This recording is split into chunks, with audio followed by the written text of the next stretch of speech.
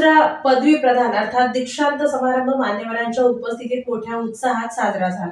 आपण एकलव्यासारखे विद्यार्थी व्हा. खूप सराव केल्यानंतर आपल्या कार्यात एक्सपर्ट होतो. सकारात्मकता, गुणवत्ता, अचूकता, एकाग्रता ही कोणत्याही विद्यापीठात शिकवली जात नाही. या सर्व बाबी आत्मसात कराव्या लागतात. कठोर परिश्रम केल्यानंतर मिळालेल्या यशाचा आनंद हा दीर्घकाळ टिकतो. आपण कोणतंही कार्य हाती घ्या, मात्र या कार्यात उत्सुकता आणि जिज्ञासा हवी. एकलव्यानं मातीच्या पुतळ्याला प्रत्यक्ष गुरु मानून धनुर्विद्येचे शिक्षण घेतलं.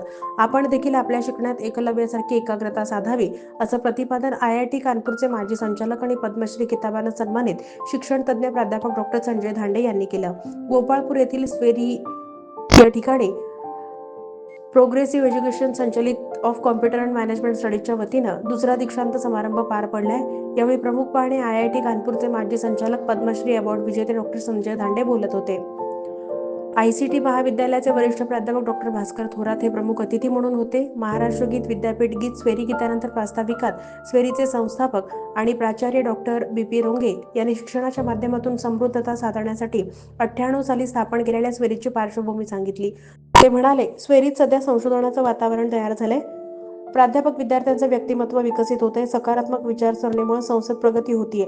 विद्यार्थी दशेत आपलं ध्येय ठरवा, या दिशेने झेप घ्या, असं आवाहन त्यांनी केलं. विशेष अतिथी डॉ. थोरात म्हणाले, उद्योजक होण्यासाठी मोठे असावेच असं नाही, लहान असलं तरी चालतं, फक्त परिश्रम करण्याची जिद्द असावी. नेतृत्व तेव्हाच करता येतं जेव्हा आपल्या विचारात परिपक्वता असते. कठोर परिश्रम, वेळेचं बंधन, अचूकता, कमतरता दूर करणं असे विविध प्रश्न विद्यार्थ्यांना पडले पाहिजेत.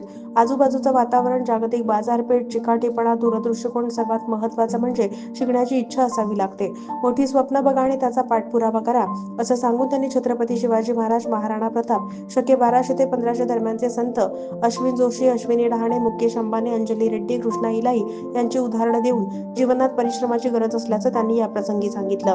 सन 2023 आणि 24 मध्ये उत्तीर्ण झालेल्या engineering, MBA, MCA, B pharmacy, M pharmacy आणि ICMS मधील विद्यार्थ्यांना पदवी प्रमाणपत्र, अंतिम सत्र परीक्षेत पुण्यश्लोक अहिल्यादेवी होळकर सोलापूर विद्यापीठाच्या गुणवत्ता यादीत प्रथम आलेल्या सर्वच विद्यार्थ्यांना सुवर्ण पदक प्रमुख पाहुण्यांच्या हस्ते देऊन सन्मानित करण्यात आलं.